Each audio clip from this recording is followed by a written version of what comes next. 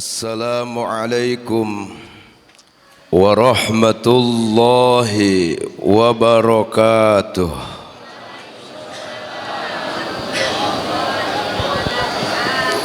Leles amat. Assalamualaikum warahmatullahi wabarakatuh.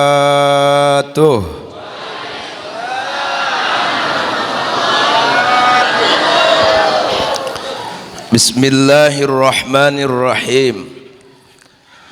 Alhamdulillahil fatahil jawadil mu'ini ala tafaqquhi fid din.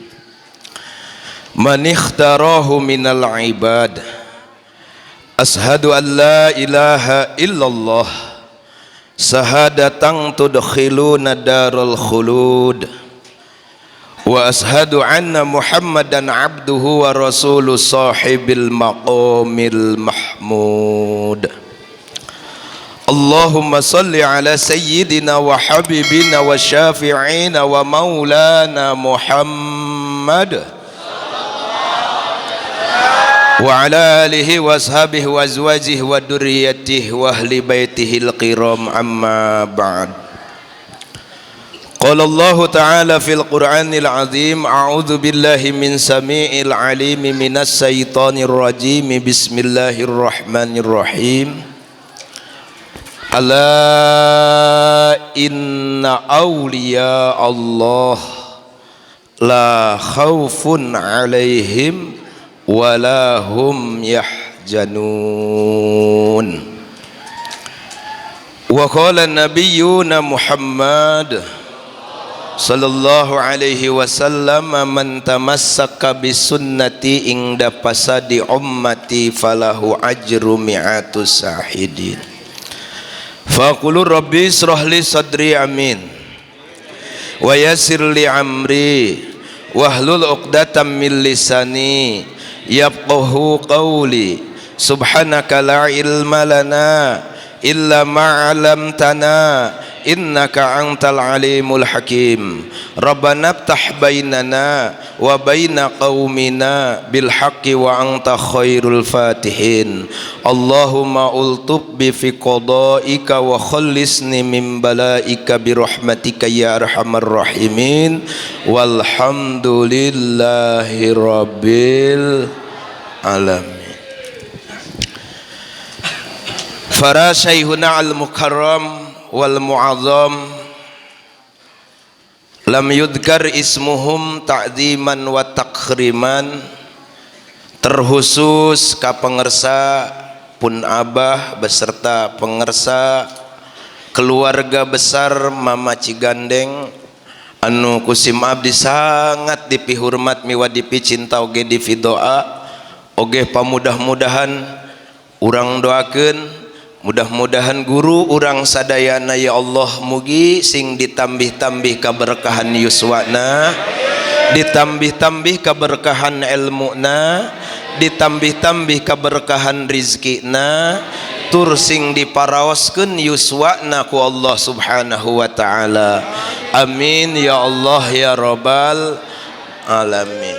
Ikhwan akhwat, bapak-bapak ibu-ibu sadayana, para asatid, para alim ulama, para kiai, para santriawan, para santriawati anu sami kusim abdi sangat dipihormat miwa dipicinta oge dipidoa oge pamudah-mudahan urang sadayana sing ditambih-tambih taufik sinareng hidayah, amin. Diilmuan ku Allah ku ilmu anu manfaat bari jeung barokah, dirizkian ku Allah ku rizki nu seueur nu jembar nu halal buat bakal ibadah, sing dipasihan katurunan anu soleh sinareng solihah. Memeh maut mugia urang sadayana sing dinasibkeun jarah ka makom Rasulillah nu aya di Madinah, tiasa tawaf ngirilingan Baitullah anu aya di Mekah, uih ti Mekah sing kabareuli sawah, nyesana sing karenovasi imah, masih keneh nyesa sing kabareuli kendaraan anu marewah. Khusus pikeun bapak-bapak uih ti dieu mudah-mudahan istrina sing naramba soleha. Amin ya Allah ya rabbal alamin. Eta sieu ceung ngadenge nambah nek amin mending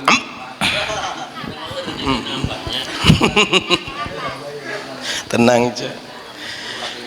Puji beserta syukur yu urang sami-sami panjatkeun ka hadirat ilahi Robbi, sholawat beserta salamna Allah pamugia selalu tercurah rumpah ka junjungan urang sadayana nu janten puputon kembang kedaton mustikaning ati panyileukan beurang jeung peuting nu teu weleh-weleh nyantel dina ati ngait dina sanobari bari jeung urang sadayana kantos gaduh rasa bogoh ti bareto, asih ti baheula, cinta tiba baheula, panutan sadaya alam kakasih Allah anu mulia anu wastana habibina wa syafi'ina wa maulana Muhammad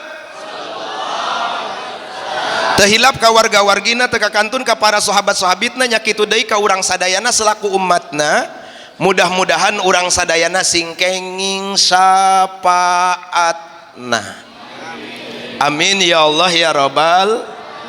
Hadirin rahimakumullah, satu acana sim abdi bade nepangkeun diri heula. Nami abdi teh Mustafa.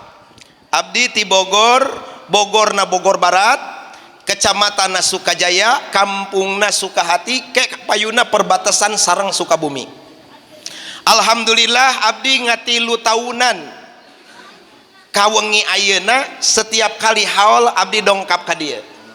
Ya abdi tadi berangkat sesuai kebiasaan arek ngiring haul ti dieu dongkap ba'da asyar silaturahmi ka pangersa Abah, ngobrol sareng Abah di piwareng cacahan tadi teh. Mau tidak mau akhirna abdi kedah nurut. Maka nyuhunkeun pidoana kasadayana mudah-mudahan ieu sing ngajantenkeun kaberkahan ti Allah Subhanahu wa taala. Nu kaduana boh bilih bising ketina ucapan abdi aya nu teu ngeunah kana manah nyentugana hate nyuhunkeun dihapunten. Karena insyaallah abdi berbicara ti dieu geus ngarasa dulur sadayana. Innamal mu'minuna ikhwatun. Maka abdi ngobrol ti dieu moal asa-asa dah asa jeung dulur. Hadirin rahimakumullah. Alhamdulillah dina wengi ayeuna urang tiasa kumpul tina pangaosan. Sedengkeun pidauh Rasul pisan ketika aya manusia anu kumpul dina hiji tempat, dina hiji riungan, yang mana dalam perkumpulan tersebut terdengar lantunan Al-Quran, dalam perkumpulan tersebut terdengar lantunan sholawat, bahkan dalam perkumpulan tersebut terdengar suatu tausiah ya'muruna bil ma'ruf wa yanhauna 'anil munkar. Maka perkumpulan seperti itu teu diragukeun deui, yakin tur pasti bakal dikepung ku ribuan, jutaan, miliaran, bahkan triliunan malaikat anu siap mangmentakeun hampura ka Allah pikeun jalma nu aya tina eta riungan. Alhamdulillahirabbil. Di mana malaikat nyabutan ngadudutan dosa jalma nu aya dina pangaosan, yunja'u min unukihim, bahwa malaikat ngadudutan dosa jalma anu aya dina pangaosan teh lewat pundukna jetut beeta dosa dicabutan tina punduk urang. Maka natong aneh lamun ti dieu teu kaur ngayakeun pangaosan sok loba nu ngareluk. Ta eta tanda keur didudutan dosa. Ngeun lamun nu ngelukna lila eta tanda gede dosana. Geus urang periksa, urang ilikan ieu. Lamun peuting ayeuna urang keur ngayakeun pangaosan, kari-kari aya nu ngeluk, bari ngelukna lila, berarti eta gede tunduhna eta mah. Sok sangka salah bae ka jelema. Gede tunduhna. Ngeunkeun bae ari ngaos mah. Da insyaallah ulah-ulah ngahadiran, ulah-ulah husu, ulah-ulah serius sehingga bari sare bae ketika hijing dina pangaosan insyaallah bakal kenging kabarokahan. Amin ya Allah ya rabbal alamin. Bahkan dina hadis sedian maman kharaja fi talabil ilmi kharaja fisabilillah, sing saha-saha jalma anu mukakeun pantokna ngalengkahkeun dua dampal sampeanana ngepatkeun kana dua dampal pananganana tujuanana arek ngadongkapan kana pangaosan kharaja fisabilillah, maka eta jalma semata-mata menuju jihad di jalan Allah Subhanahu wa taala. Untung tante tah. Sedangkan lamun urang hayang menang ganjaran jihad fisabilillah, pada dasar nama urang kudu turun ke medan perang, angkat senjata, angkat pedang, ngorbankeun tenaga, ngorbankeun nyawa, karak menang ganjaran jihad fisabilillah. Urang mah teu kudu kikituan, cukup calik ti dieu lilana 2 jam, lilana 4 jam, lilana 6 jam, insyaallah uih ti dieu menang ganjaran jihad fisabilillah. Alhamdulillahirabbil. Bahkan pangaosan teh hartina pangaos teh upami daerah Bogor mah harga. Hartina pangaos teh upami di Bogor mah harga. Lamun urang ka pasar teh mah sabaraha pangaosna nya? Sabaraha hargana. Lamun pangaosan harga berarti ieu anu kumpul ti dieu semata-mata dina wengi ayeuna teh adalah manusia anu kenging penghargaan ti Allah Subhanahu wa taala. Amin ya Allah ya rabbal alamin. Hadirin rahimakumullah. Sabaraha menit ya? Oh.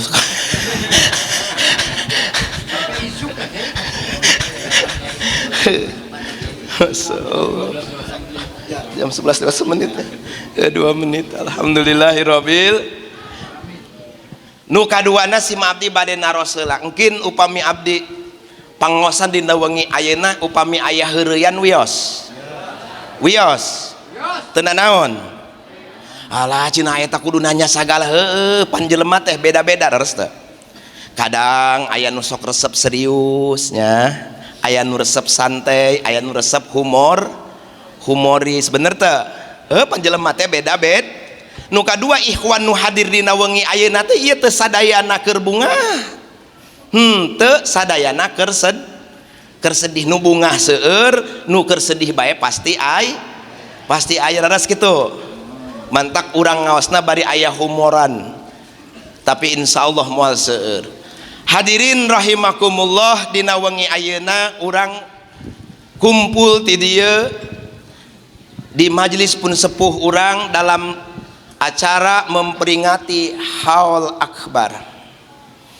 Maka insyaallah upami Allah ngersakeun aya 2 kalimah anu perlu dibongkar ku urang. Hiji memperingati, nu kadua haul.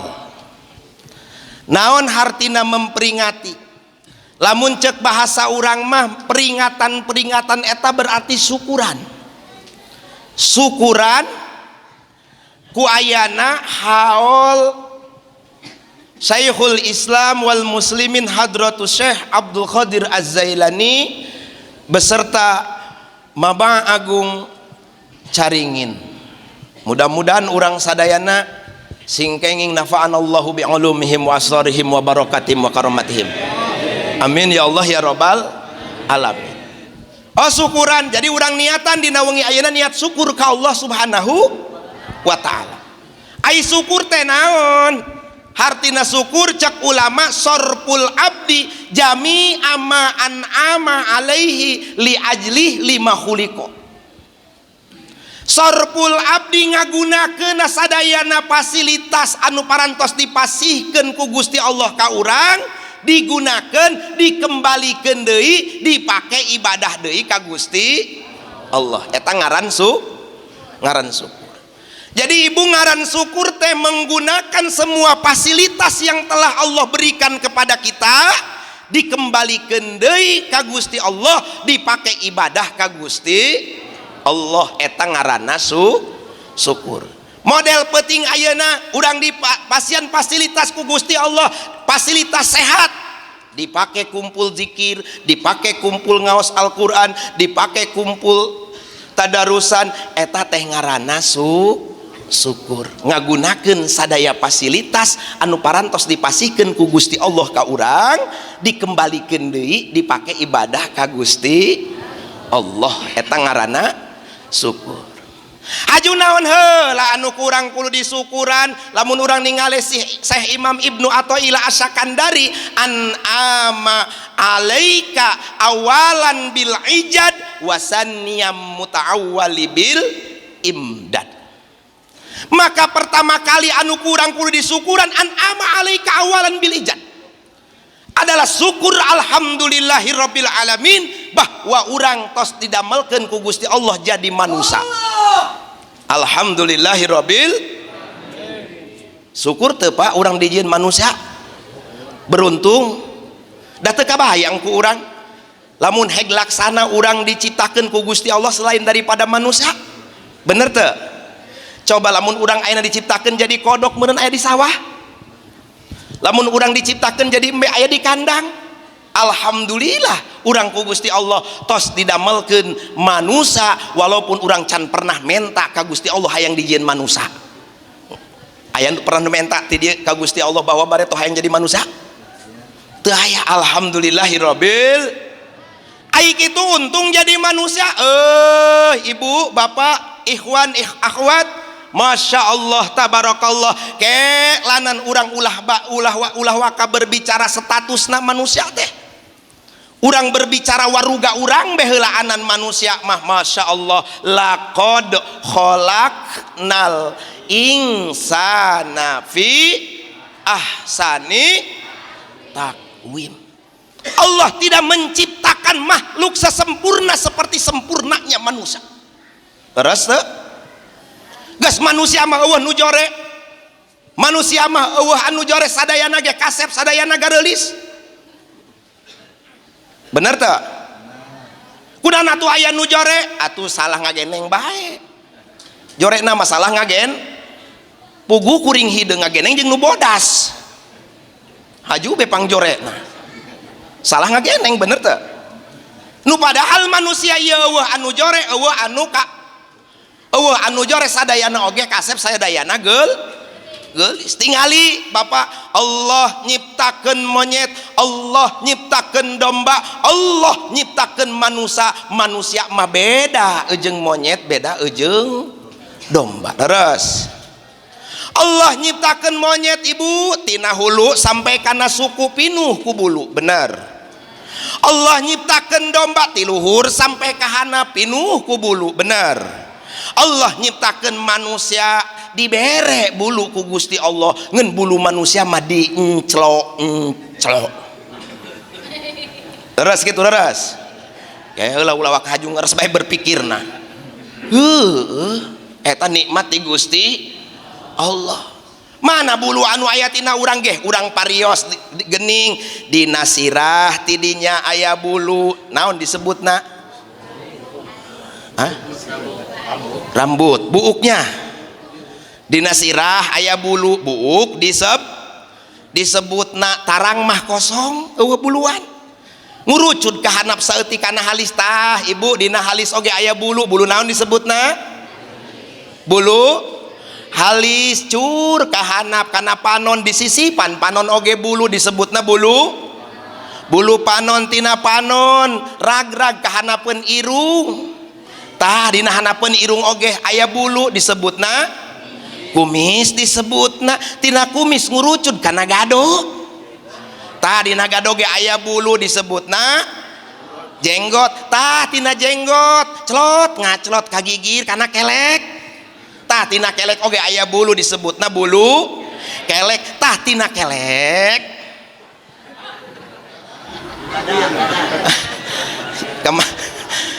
kamana ieu tina kelek ya?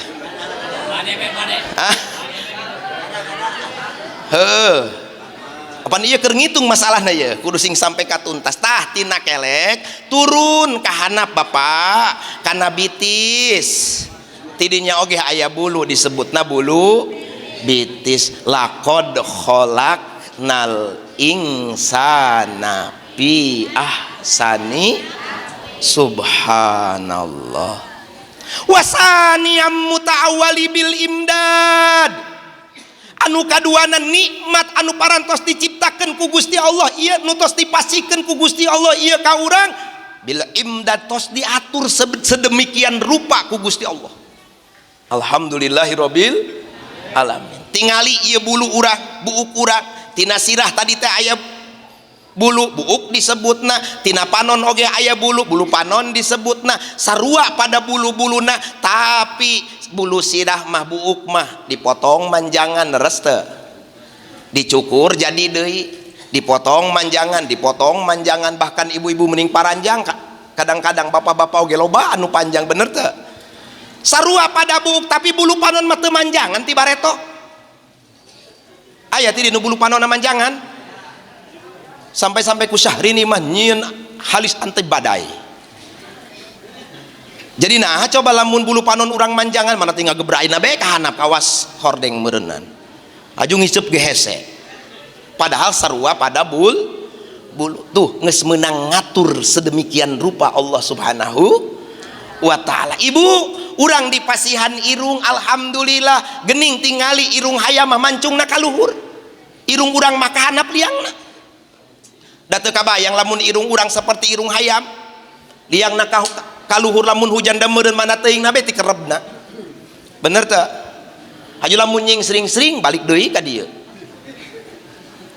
ieu nikmat ti Gusti alhamdulillahirabbil duh seueur eta lamun ku urang kelanan urang dina waruga urang be heulaanan anu kadang-kadang nikmat anu ku urang dipohokeun syukur ka Allah Subhanahu wa ta'ala. Makana hadir dina wengi ayeuna urang niatan ieu teh semata-mata syukur ka Allah Subhanahu wa ta'ala. Hadirin rahimakumullah, sakedik Syekh Abdul Qadir Jailani adalah supi anu paring tenar khususna bagian Hindia, benua Hindia berikut dunia.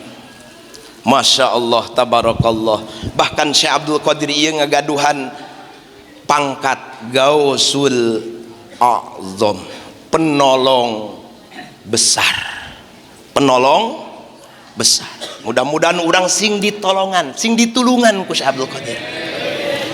Be ditulungan di akhirat teh ya, mana teuing atohna bener teu? Urang aya nu nulungan di alam dunia oge meningkeun atoh, komot lamun ditulungan di akhirat.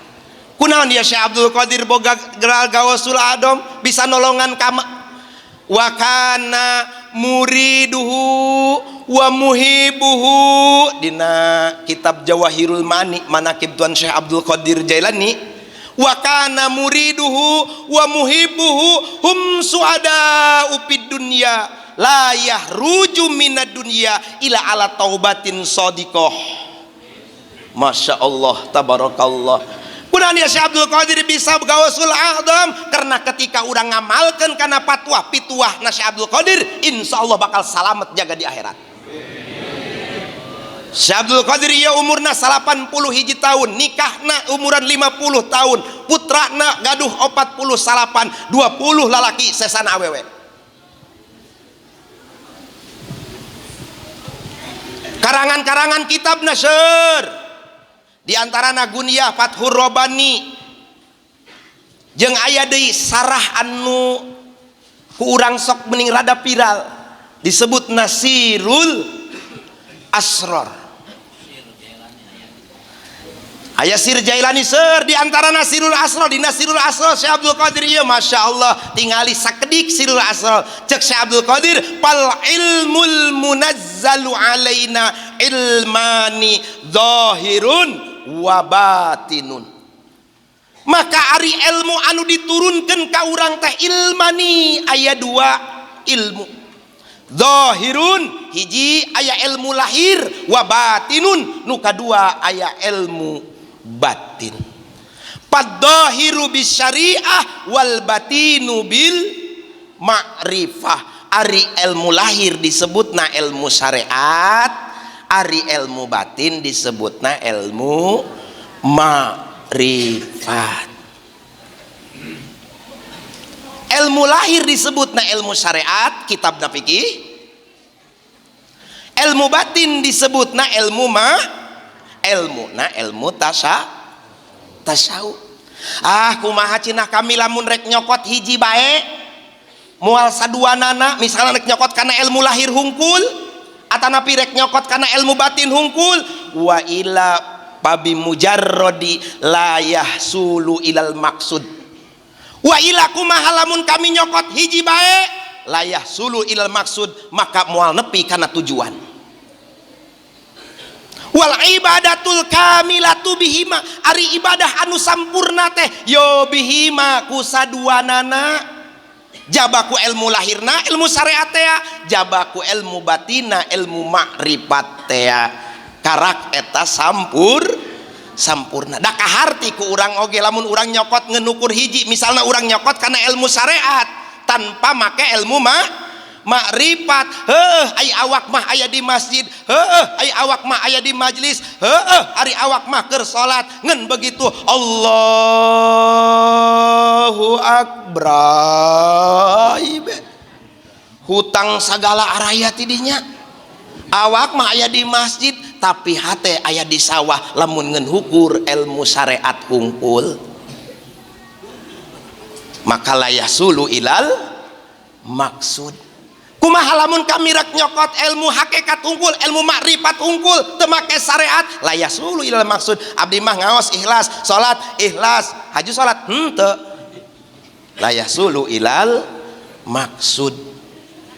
Wal ibadatul kamilatu bihima, ari ibadah anu sampurna teh yo bihima kudu kusaduanana, jabaku ilmu lahir, jabaku ilmu batin. Lahirna aya di masjid, batinna oge aya tidinya.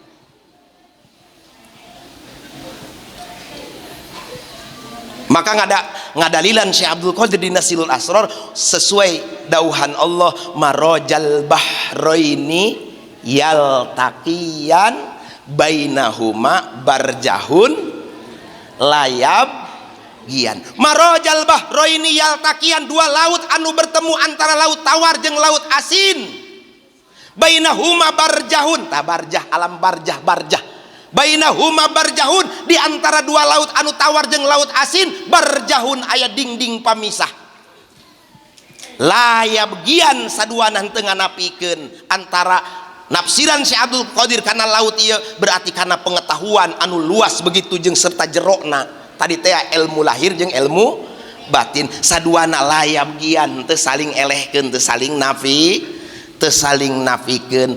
Wa ma khalaqtul jinna wal insa illa liya'budun. Tepati-pati Allah ngadamel jin jeung manusia illa liya'budun, angin terkecuali pikeun ibadah. Di tafsiran ku Syekh Abdul Qadir aya liya'rifuni tegasna pikeun makrifat ka kaula. Pamalam ya'rifuni pakai pa ya'buduni, sing saha jalma anu teu nyaho ka kaula cek Gusti Allah pakai pa ya'buduni, neuk kumaha ibadahna ka kaula.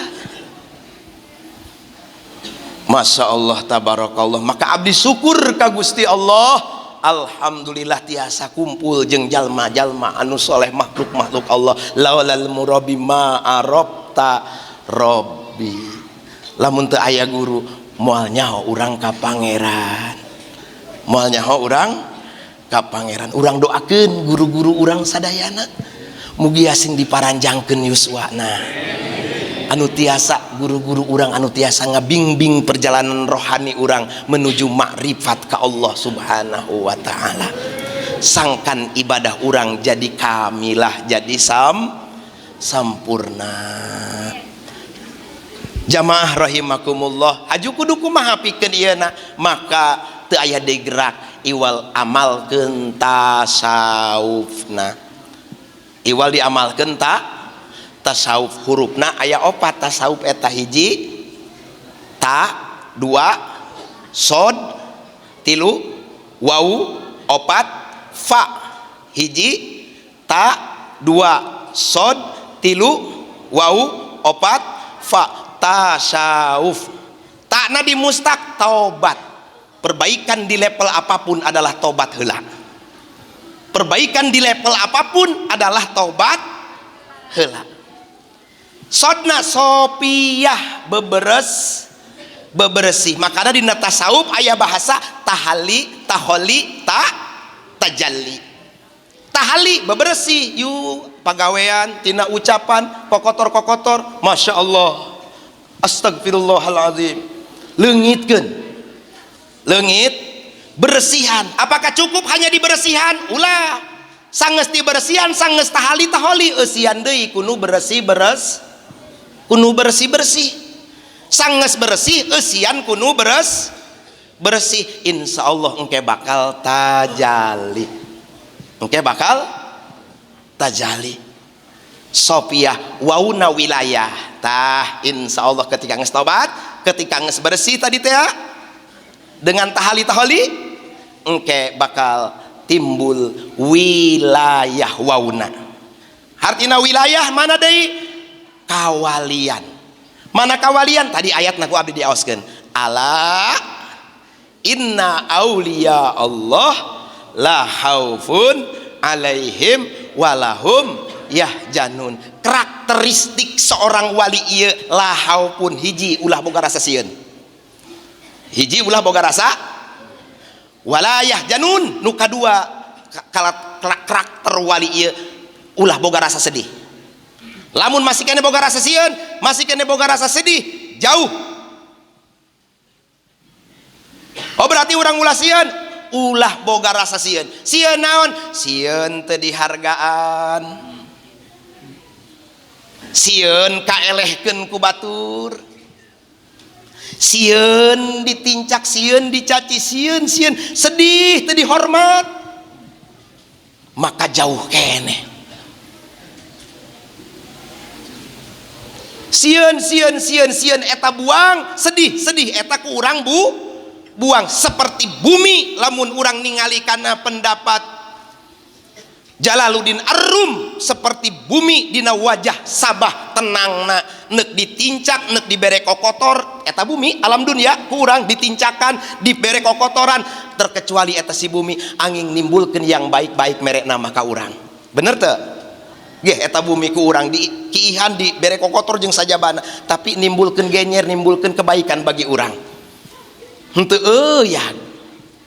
Lamun masih kene urang boga rasa sieun kasaingan, boga rasa sieun teu dihormat, sieun teu meunang pangkat, sedih lamun teu diajakan, sedih lamun urang dihina ku batur, sedih lamun urang dikucilkeun ku batur, maka jauh keneh kana wilayah. Sieun teh tenar, sieun teh eueuh nu nyahoeun, sieun teh dikenal, jauh keneh kana wilayah. Karena kepangkat wali ieu masih keneh terus dibuka ku Allah Subhanahu wa taala, beda jeung pangkat kanabian. Lamun pangkat kanabian la nabiyya ba'dah, moal aya deui nabi saatos Nabi Muhammad sallallahu alaihi wasallam. Tapi ketika wali bakal terus diangkat. Da ieu oge secara harfiah mah urang diuk ti dieu teh geus wali secara harfiah. Jelema-jelema anu dipika cinta ku Allah nu diuk dina majelis ilmu eta secara harfiah. Masya Allah, tabarakallah. Hadirin hapunten nu kasuhun, hampura anu kateda sakitu ti sim abdi. Wabillahi taufiq wal hidayah. Wassalamualaikum warahmatullahi wabarakatuh.